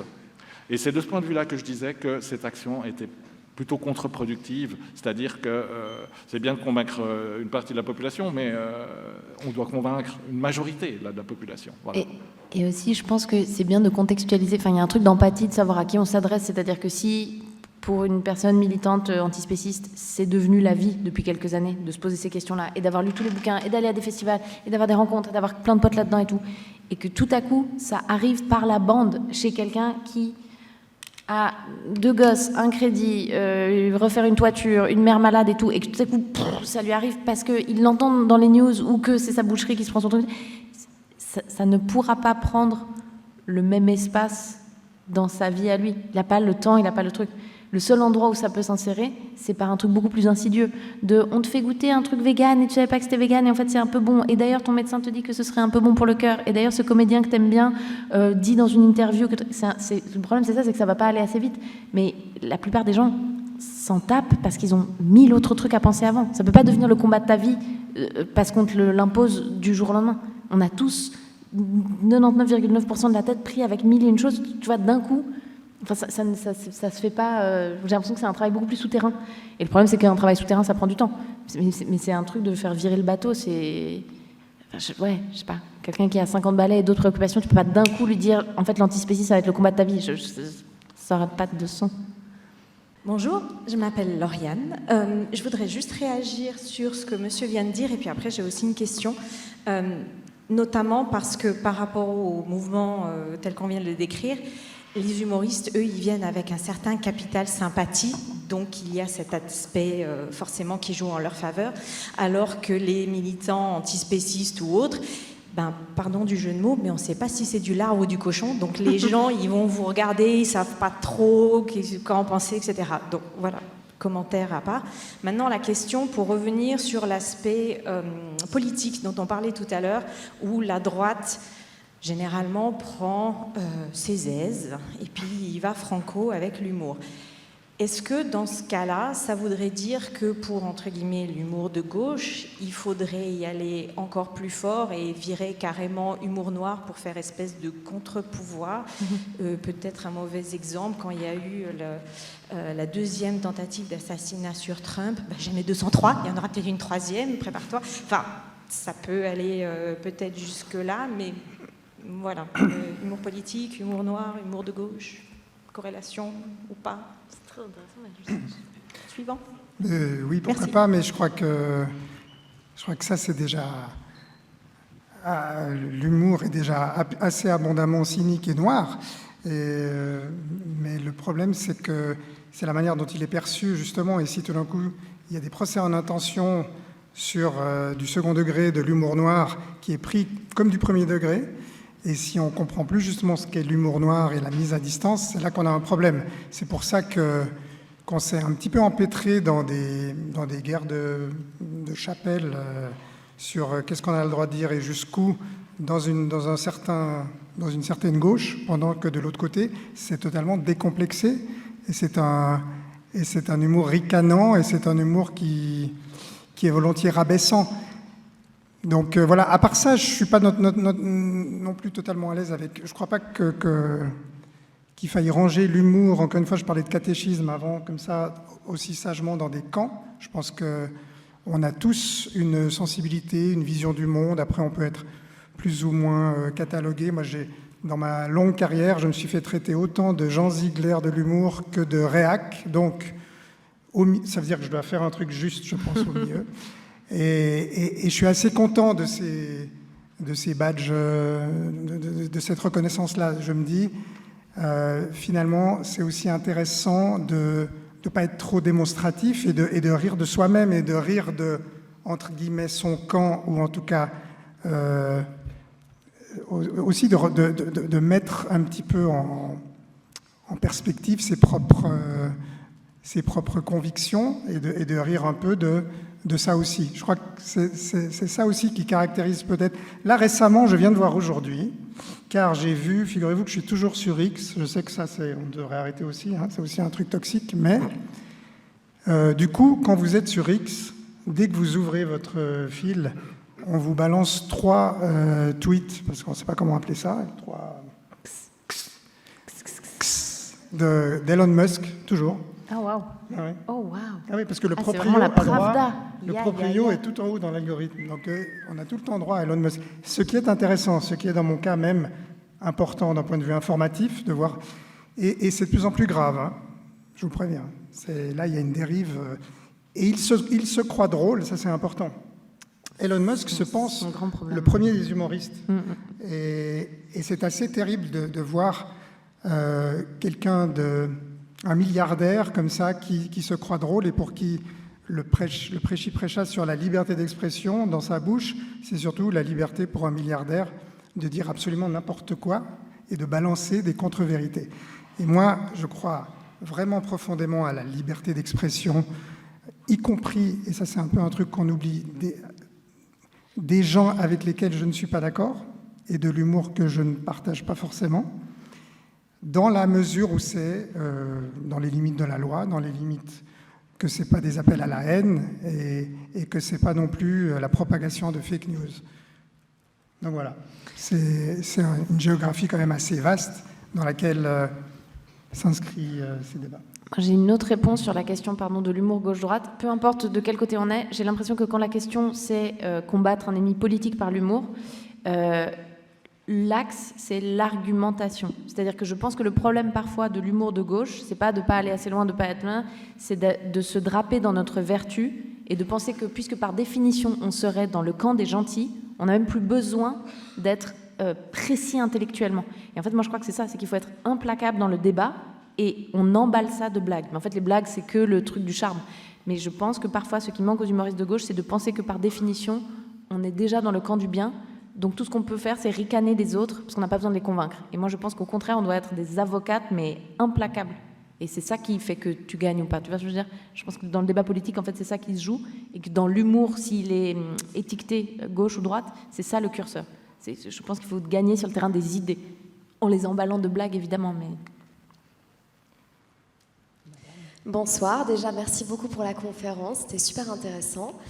Ma réflexion est la suivante, j'ai l'impression qu'on a beaucoup parlé à quel point la désobéissance civile peut braquer, en omettant que toutes les techniques de communication peuvent braquer, c'est-à-dire que les discours de Greta Thunberg en ont braqué plein, ils l'ont attaqué en lui disant « retourne à l'école », les discours de grandes journalistes comme Salomé Saké braquent, et je suis passablement certaine, mais Marina, vous pourrez peut-être le confirmer, que certains humoristes se sont aussi mis une partie de leur public à dos en recevant des commentaires « ah non, pas de politique dans l'humour », et se sont braqués. Donc déjà, mon premier point, c'est peut-être que les gens qui se braquent sont souvent déjà très réfractaires à la cause et cherchent peut-être la première excuse pour décrédibiliser le propos. Et j'avais aussi une question, enfin déjà vous pouvez réagir un petit peu à cette réflexion, cette question que je me pose, c'est est-ce que finalement dans le combat écologique, l'idée ce n'est pas d'attaquer par tous les côtés. La désobéissance civile, ça va peut-être parler à une proportion des gens. Les discours un petit peu plus militants, engagés, journalistiques, ça va parler à une autre proportion. L'humour, ça va parler à une autre proportion, parce que là on essaye de rassembler, et puis c'est un peu mon approche en tout cas. Et deuxième mini-question qui n'en est pas vraiment une, mais vous avez parlé un petit peu de à quel point l'humour est mieux maîtrisé par la droite. Alors moi, à part une vidéo de l'Odyssée qui danse en boîte avec des chapeaux de paille en faisant la chenille, je n'ai jamais vraiment vu ça. Donc si vous avez des exemples concrets, je suis preneuse. Moi, sur la question d'attaquer de toutes parts, j'ai l'impression qu'en fait, c'est ça, sur ces grandes questions de société, pour que ce soit accepté, il faut créer un truc de soft power, enfin un truc hyper diffus. Et en fait, j'ai l'impression que moi, les moments de conviction de gens qui ne seraient pas du tout acquis à des questions écolo, genre la génération de mes grands-parents, beaucoup plus vieux que toi, je te promets, sur la question de pourquoi pas la voiture, pourquoi pas la viande et tout, en fait, effectivement, c'est parce que l'air autour change petit à petit, qu'ils vont virer de quelques degrés. Mais qu'effectivement, je pense que ça passe par 1001 canaux. Je suis hyper... oui, je pense qu'il n'y a pas une bonne réponse que la militance ou que les actions extrêmes, ou au contraire que faire des blagues un peu légères, quoi. C'est une chance... Enfin, que ce soit devenu cool, qu'on soit passé de la voiture est le symbole d'un statut évident à ça peut être très cool de draguer à vélo. Enfin, c'est quand même fou le chemin qu'on a fait. Mais ça s'est fait par plein d'endroits, quoi. Oui, mais enfin, il faut trouver des majorités politiques et c'est là que l'essentiel du combat se fait et le vrai changement vient par là. Et ce qui est dramatique, c'est si des discours complètement à contre-emploi font qu'on perd des majorités politiques et peut-être que les Verts, tant mieux s'il y a un aggiornamento, mais c'est vrai que ces dernières années, on les a vus plutôt perdre des plumes et se nuire à eux-mêmes dans des discours qui devenaient plus du tout lisibles, avec des guerres de chapelle, justement, sur des causes de société qui n'étaient pas directement liées au climat. Et bordel, il faut gagner des majorités politiques et regarder la tête du Conseil national aujourd'hui et regarder ce qu'on est en train de nous faire passer, notamment comme train d'économie aujourd'hui. C'est quand même là que ça se passe. Tu conseilles plutôt un truc en forme un peu de franc-maçon société secrète qui est les idées extrêmes, on les dit entre nous dans les réunions et voilà. Après dehors on fait semblant qu'on est très chill et tout. Et on vire le bateau mais avec des trucs Moi moins... je vais désormais me faire vraiment passer pour un humoriste très à droite. Voilà, en secret, pour faire avancer. Mais c'est ça, on nique la machine de l'intérieur. Voilà. Et en plus j'aurai plus de lecteurs. Oui, quant à l'humour de droite, bon pour en revenir à ça, ce qui ne veut pas dire grand-chose, mais en fait c'est plus une attitude... Thomas Wiesel. Pardon ? Non, vraiment, je chiais sur un très bon ami de manière complètement gratuite. Ah, j'attendais. Comme disait Chapat avant, Elon Musk se pense humoriste, mais Donald Trump se pense humoriste. Si vous regardez un meeting de Donald Trump, il est sans cesse en train de faire des gags. Alors, c'est pas drôle, mais il n'est pas en train de dire des choses sérieuses comme on l'aurait dit il y a 60 ans, comme l'aurait dit un politicien de droite. Non, il est en train de se moquer, de rabaisser, d'utiliser des procédés qui sont complètement différents de ce qu'on pouvait faire avant. C'est ça que moi j'appellerais l'utilisation de l'humour. Après, c'est pas forcément très drôle, mais c'est une façon de traiter les sujets qui est différente. C'est pas le faire avec sérieux, c'est le faire avec humour. Et puis, regardez une fois l'émission d'Hanouna, vous verrez que pendant toute l'émission, il ricane, il est tout le temps en train de se moquer, de rabaisser. Tout le monde est son ennemi, et c'est vraiment du trumpisme, c'est la même chose. Tout le temps en train de dire du mal, de suggérer que les gens qui parlent de lui sont méchants, ils ont mais le faire en faisant ricaner le public. Voilà. C'est ça que j'entendais, moi, par humour de droite. C'est l'humour comme une arme qu'on retourne. Normalement, traditionnellement, l'humour, c'est une remise en question du pouvoir. Et ce qui se passe depuis les années 80 à peu près, c'est cette arme a été retournée par le pouvoir et retournée contre les gens qui se moquent. C'est plutôt ce mouvement-là, moi, que je qualifierais d'humour de droite. On va plutôt dire l'humour des puissants. L'humour, normalement, c'est l'arme des faibles contre les puissants. Et les puissants ont compris ça et le retournent maintenant. C'est plutôt ça, plutôt que de parler de gauche et de droite, ce serait plus précis.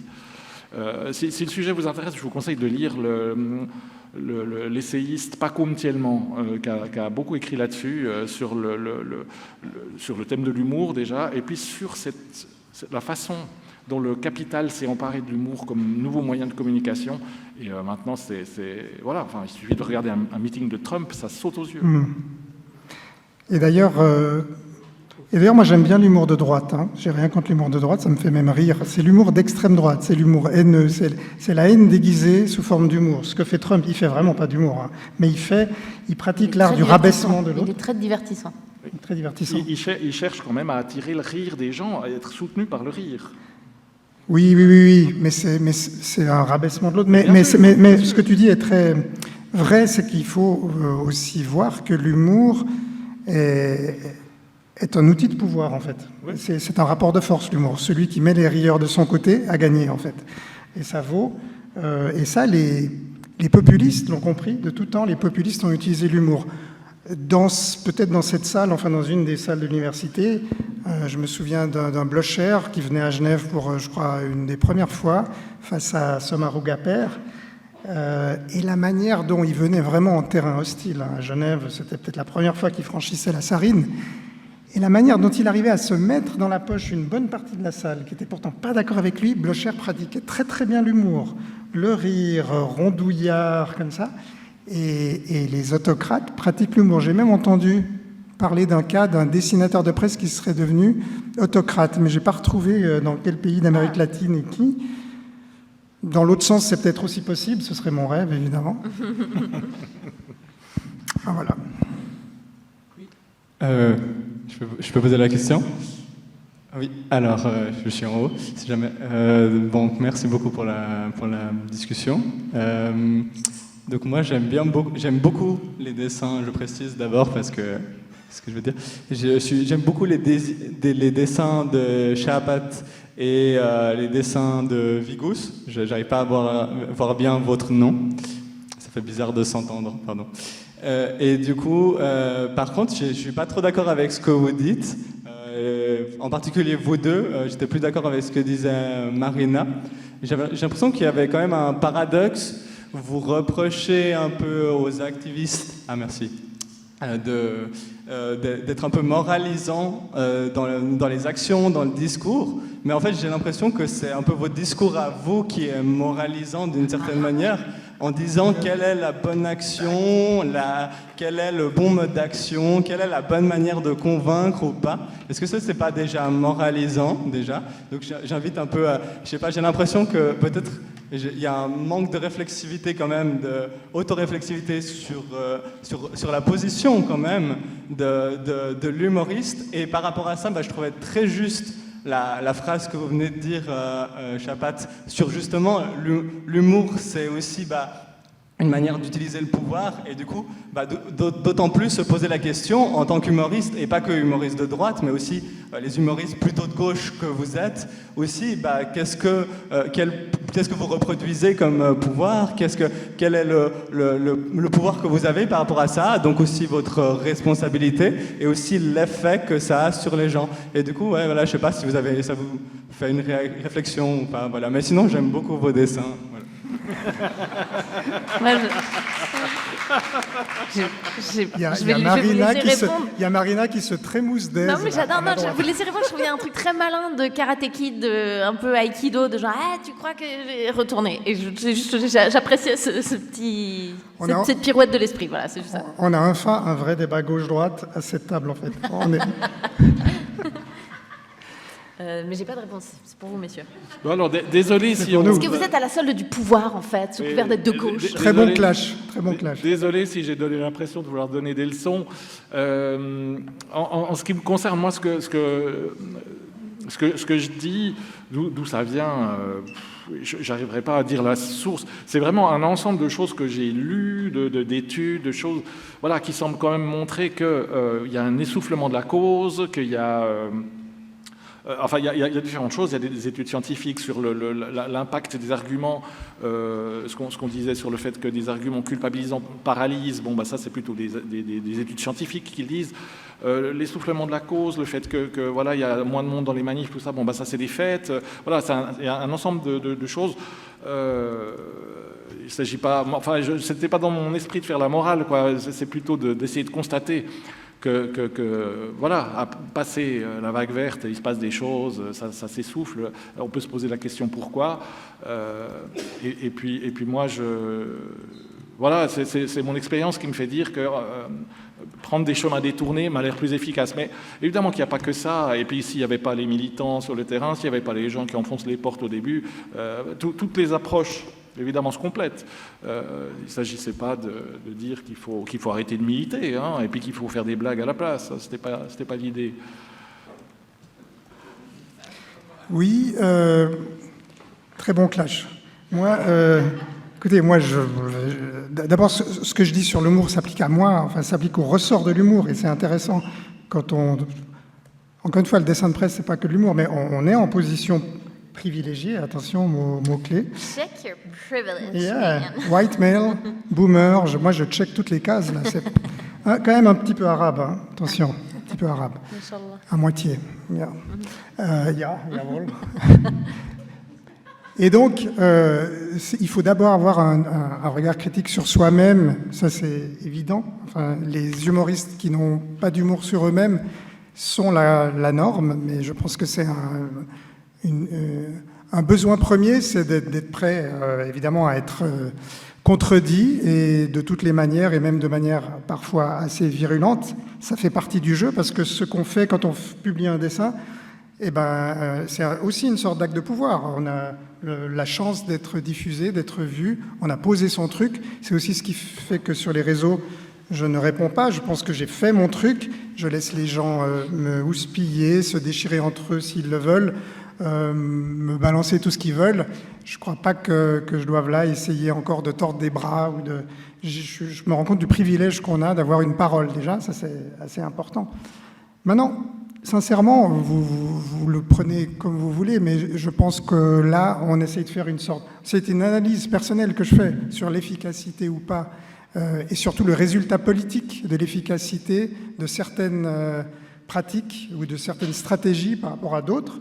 Et puisque c'était le point de départ de notre débat, de constater que peut-être l'humour offre une nouvelle stratégie, une nouvelle manière de parler de ces problématiques d'une façon moins abrasive et... de mon point de vue, comme celui de Stéphane, peut-être, qui risque de contourner un contre-effet malheureux de certaines stratégies qui sont de détourner complètement les gens qui ont zappé ou qui sont passés de l'autre côté. Et si c'est ça le résultat politique, c'est que c'est perdant. Et encore une fois, je regarde le résultat des Verts, je regarde les sondages. Après, on n'a pas été aidé ni par le Covid ni par l'inflation, parce que dès que les gens ont mal au porte-monnaie, les questions vastes et planétaires reculent, mais c'est là, il y a quand même quelques métriques qui nous permettent de dire si on fait du progrès ou pas, et aujourd'hui on est plutôt dans la réaction.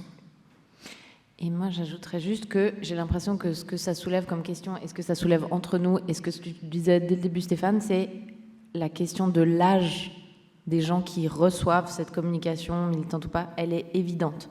C'est-à-dire que si moi, on me dit que mon mode de vie est catastrophique, selon l'âge que j'ai, soit ça m'énergise parce que j'ai 19 ans et je me dis mais j'ai la vie devant moi, je vais tout changer, c'est super, soit j'ai 50 balais et c'est hyper dur d'admettre que je me suis trompée pendant si longtemps et que je suis une grande partie du problème et que je suis coupable, et donc je vais me braquer à mort. Et donc j'ai l'impression que, au même titre que tu ferais pas la même... t'as pas les mêmes musiques, t'as pas la même manière d'entretenir ton corps, à 20 ans ou à 50 ans, en fait, la stratégie militante et la communication autour de la question de l'écologie, en fait, on ne peut pas s'adresser de la même manière à des gens qui ont 20 ans et à des gens qui ont 50. Je comprends que ça ne produise pas le même effet, en fait. Qu'il y en a un qui t'énergise et un qui te braque. Bonsoir. Moi, j'avais une question parce que... Merci. Plutôt une réaction concernant à la question de mademoiselle là-devant qui disait « j'ai jamais vu un blague de l'UDC ». Et je crois que c'est ça qui est le problème pour moi, parce que là où ce soir, l'audience, elle est de gauche. Donc on a un humour, effectivement, déjà entre nous, on débat par rapport à ça. Ce qui se passe, c'est que Cyril Hanouna, moi, il faut me couper un bras pour que je regarde. Donc France Inter ou les autres, je suis un grand fan. Et c'est ça la plus problématique. J'avais un grand-père qui disait il faut savoir ce que l'ennemi pense pour qu'on puisse mieux l'attaquer.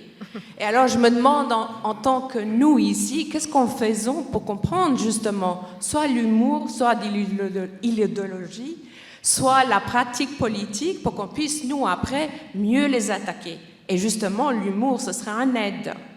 Alors je pense que c'est ça le principal parce que j'en connais beaucoup de monde autour de moi, que chacun suive son idée, son canal, et finalement, on est tellement persuadé d'être dans la bonne voie qu'on ne réagit plus, on n'écoute plus. Voilà, merci. Non, mais c'est très juste l'idée d'un paysage culturel et médiatique ultra morcelé qui fait qu'on peut être chacun dans la bulle avec laquelle on est d'accord, c'est un problème monstrueux. Moi, dans ma petite pratique d'hygiène mentale, je me force un peu à aller me balader ailleurs. Et quand j'ai commencé dans l'humour, j'étais hyper contente d'avoir l'impression de trouver des collègues avec lesquels j'étais d'accord et on allait se voir les uns les autres et on se tapait dans le dos sur à quel point on était de bonnes personnes et tout. Et ces dernières années, je me suis rendu compte qu'aller voir des spectacles de gens qui me mettaient un peu en rogne, bah déjà, je me rendais compte aussi qu'il y avait des ponts. C'est-à-dire, on avait beau ne pas avoir la même vision du monde, des hommes, des femmes. En fait, c'était assez chouette de constater une humanité de fond. Et que c'est peut-être là qu'en fait, oui, on n'est pas tout à fait d'accord, mais est-ce qu'on peut quand même se mettre d'accord sur le fait que... et puis, c'était stimulant intellectuellement, et c'est un peu emmerdant. À nouveau, je pense qu'il y a un vrai truc, quand on est de gauche, de pas constamment se dire qu'on est les gentils et que la vertu est du côté... On peut garder nos convictions, mais je pense que c'est important de se dire qu'il y a des humains en face aussi et de créer des points un peu comme ça. Donc j'ai l'impression que c'est un truc d'hygiène intellectuelle aller voir d'autres médias, aller voir d'autres artistes, aller voir d'autres, enfin moins d'artistes de droite en général, mais écouter du Wagner, etc. Enfin je pense que c'est important. Non, je sais pas. J'ai vu des tableaux de Hitler récemment qui étaient assez médiocres. Ça m'a désolée, j'aurais aimé aimer le peintre au moins, mais non. Je voulais juste revenir sur ce que Patrick Chapat a dit par rapport au dessin de presse. Le dessin de presse, il n'est pas toujours drôle. Hein. Il est même particulièrement touchant. Et puis, il faut savoir qu'il y a les dessinateurs de presse. Et la plupart risquent même leur vie, hein, suivant où ils sont. Donc, je voulais juste remercier les gens qui ont cette capacité et ce talent de dessiner pour nous faire comprendre certaines choses. Eh bien, bravo. Merci. Bravo. Merci beaucoup déjà pour toute cette conférence et j'avais envie de réagir par rapport aux humoristes qu'on peut entendre et en fait quand ça nous fait rire ou quand ça nous fait pas rire, moi j'ai l'impression que c'est assez souvent un choix qu'on fait aussi à ce moment. C'est-à-dire qu'en fait si on est face à un humoriste et puis qu'il y a une blague pas très drôle qui passe, on peut décider de se dire bon je le juge parce que franchement c'est gênant. Vaut mieux pas faire humoriste dans ce cas-là, quoi. Ou alors on peut décider de se dire bon c'est une blague, c'est pas grave, j'attends la prochaine. Et je pense que quand on a des humoristes qui viennent, humoristes ou dessins, enfin quand ça touche à l'humour, qui viennent de droite ou qui viennent de gauche, c'est aussi à nous de prendre la distance par rapport à la blague qui a été faite.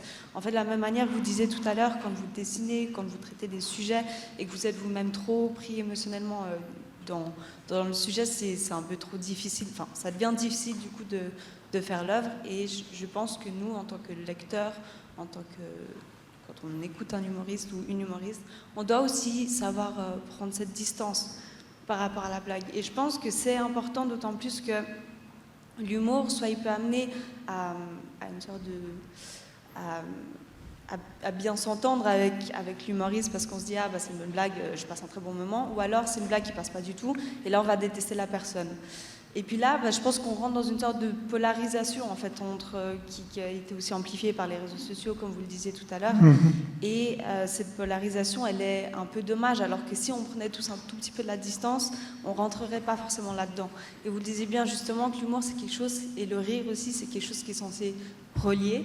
Et du coup, autant garder ça quoi, en tête, j'aurais envie de dire. Et par rapport aussi au fait que toutes les émotions, en général, c'est quelque chose de momentané et qui dure jamais très, très longtemps. Donc, si on réagit mal à une blague à un moment, c'est pour une raison, mais peut-être que ça passera mieux à un autre moment donné. Et je pense que du coup, utiliser l'humour dans la sensibilisation, c'est effectivement pertinent parce que ça permet aussi, quand ça passe bien en tout cas, de mémoriser davantage ce qui a été dit. Et puis là, de choisir, enfin, d'être engagé un peu qu'on le veuille ou non, mais émotionnellement parlant, on a été engagé déjà dans la problématique que vous traitez. Et du coup, je voulais juste partager mon avis et j'avais une question à vous poser aussi. C'est du coup, est-ce que vous, en tant que manipulateur et manipulatrice de l'humour, est-ce que vous avez l'impression d'avoir un effet? Et si oui, est-ce que vous avez l'impression qu'il est positif? D'abord, je suis 100% d'accord avec votre remarque. C'est ce que j'appelais prendre l'humour un peu trop au sérieux. Et en effet, on devrait cultiver les quelques secondes de pause, mais c'est quelque chose qui n'existe plus. Enfin, il fut un temps où on pouvait s'énerver d'un truc, puis 5 minutes après se dire, bah en fait non, c'était pas si grave en fait, ou même c'est pas si con en fait, le regarder une deuxième fois. Ça arrivait qu'on regarde un truc une deuxième fois, mais le phénomène décidément des réseaux sociaux et de nos machins là dans les mains fait que les gens s'embarquent dans des campagnes moralisatrices de réaction. Enfin, vous savez, le clic instantané, l'achat instantané sur Amazon, eh ben, la gratification instantanée bien étudiée par les psychologues, c'est aussi celle-là qu'on ressent dans les campagnes morales, parce qu'en un clic, vous retweetez ou vous likez un truc pour dire « Ah ben voilà, un truc qui est dégueulasse, voilà un dessin qui est raciste, ou un sketch qui est transphobe, ou un machin. » Et puis vous êtes du côté du bien, et ça fait quand même beaucoup de bien. Donc il y a la satisfaction du clic instantané, doublé de la moralisation immédiate, qui fait qu'on réagit peut-être un tout petit peu vite. Il faut un tout petit peu laisser reposer ses émotions. Et est-ce qu'on a le sentiment d'avoir de l'effet? Moi, c'est mes réactions préférées quand il y a des gens qui m'écrivent en me disant « À la base, moi j'aime pas trop les films humoristes, et puis je suis venue voir ton spectacle parce que ma copine un truc. Ouais, je trouvais qu'il y a des trucs marrants. » Quand je vois vraiment qu'il y a un mec qui, on n'est pas d'accord politiquement, on n'a pas du tout le même truc, et qui dit genre, ah, ok, il y a un petit pont. Ça, moi, je pense pas du tout que je change le monde avec ça, mais l'idée qu'on ait créé un tout petit pont, et que malgré des chapelles politiques et tout, on se dit genre, ah, ok, c'est un peu rigolo, ça me fait le plus grand bien du monde, parce que c'est ça. Enfin, moi, en tout cas, le but de faire de l'humour scène, ce n'est que ça, c'est créer du lien. C'est pendant 1 heure de se dire qu'il y a des ponts entre vos têtes et les miennes. Enfin, je trouve ça délicieux. Donc, je ne sais pas si j'ai un effet, mais je trouve ça très joyeux de me rendre compte que parfois ça dépasse un peu la question du petit clivage ou de l'a priori. Ouais. Je ne pense pas que ça change le monde, mais ça rend la journée plus lumineuse, je ne sais pas. En ce qui me concerne, moi j'ai l'impression que la situation parle d'elle-même. Je crois que depuis que je fais de l'humour, le monde va beaucoup mieux, non? Vous n'avez pas constaté, non? Et pour revenir à ce que vous constatiez par rapport aux émotions, qu'est-ce qui nous fait rire, qu'est-ce qui ne nous fait pas rire, on peut rattacher ça avec les actions qui vont être considérées comme trop violentes par une partie de la population, qui va les rejeter, enfin voilà, tout ce qui est lié à nos émotions, que ce soit des actions militantes ou de l'humour, hein, parce que finalement, voilà, on traite tout avec le cerveau un peu de la même façon. Moi, ce que je pourrais vous dire, c'est ce qu'on reçoit comme courrier à Vigous. Et il y a quelque chose d'assez intéressant. On a reçu un certain nombre de lettres qui se ressemblent au fil des années, qui disent en gros ça. Alors vraiment, vous faites un travail formidable. J'adore quand vous vous moquez de l'UDC, c'est super. Et puis c'était tellement drôle quand vous avez dit du mal du développement personnel. Et puis quand vous avez tapé sur les éleveurs de vaches, c'était génial. Mais alors, cette fois où vous avez dit du mal de, je ne sais pas, n'importe quoi, du magnétisme ou de n'importe quel sujet, chacun a le sien. Chacun va nous suivre sur tous les sujets. Tous les sujets, c'est drôle. Mais alors, il y a sa marotte. Non, mais là, on ne peut pas plaisanter là-dessus, monsieur. Je me désabonne. Et voilà, en 10 ans, on en a reçu un certain nombre de lettres comme ça. On a tous, comme ça, voilà, des sujets. On n'arrive pas à plaisanter dessus. C'est trop dur, c'est trop difficile. On n'arrive plus à avoir la distance. C'est un sujet qui nous tient trop à cœur. Il y a ça à tenir en compte aussi. Et on est tous les mêmes, je pense. On est tous comme ça. Mais sur l'effet de l'humour, je crois que tous les experts du Conseil fédéral s'accordent que le rire, c'est bon pour la santé.